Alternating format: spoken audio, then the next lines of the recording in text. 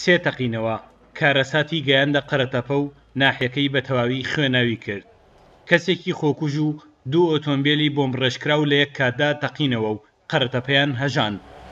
بارگای کۆمیتەی یەکێتی و ئاسایش و ئەنجومەنی ناحیە و پۆلیس و فەرمانگەی کارەبا و بارگای پێشمەرگە کەمەندانبووەکانی سەنگەر کران بە ئامانجی تەقینەوەکان. ئەمنیەتی ئێرە پۆلیسی عێراقی فیدراڵ بووە، پۆلیسی قەرەتەپێ سەر بە پارێزگای دیالەیە، بەڵام ئەترافی شار و دەوروبەرەکەی پێشمەرگەیتیا، بەڵام ناوشار پۆلیسی فیدراڵی بووە. ڕاستەخواتین ئێستا کۆنتڕۆلی ناوشار کراوە و هێزێکی زۆری پۆلیس لەگەڵ پێشمەرگا بڵێن بڵاومان پێکردووە ناوشارەوە، ئێستا خەریکی دەهێنانی ئەو شەهیدانین. لە هەر لایەنێکی فەرمی و شایەت حاڵێکیشمان پرسی بێت نەیتوانیوە ئاماری دروستی شەهید و بریندارەکان ڕابگەێنێت، چونکە جگە لەوانەی دیارن ژمارەیەکی تریش هێشتا لەژێر دار و پەردووی بینا ڕووخاوەکاندان و تیمەکان لە هەوڵی ڕزگارکردنیاندان.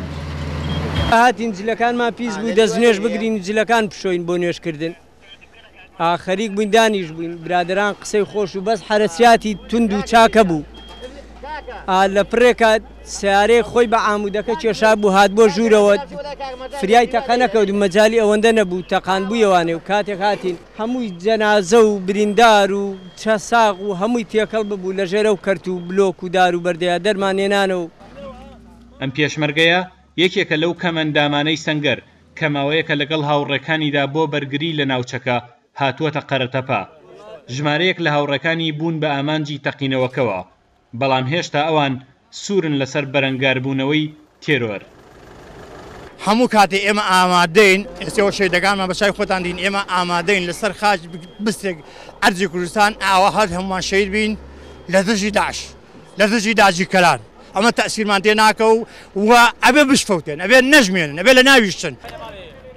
هەر سێ تەقینەوەکە کە ڕێکخراوی تێرۆریستی داعش ئەنجامدانەکەی گرتووەتە ئەستۆ، شەهیدبوون و برینداربوونی زیاتر لە 200 کەسی لێکەوتەوە کە لە ناویاندا پێشمەرگە و ئاسایش و پۆلیس و کادیری حزبی و فەرمانبەری حکومی و خەڵکی ئاسایی لە ژن و منداڵیشی تیادا بووە.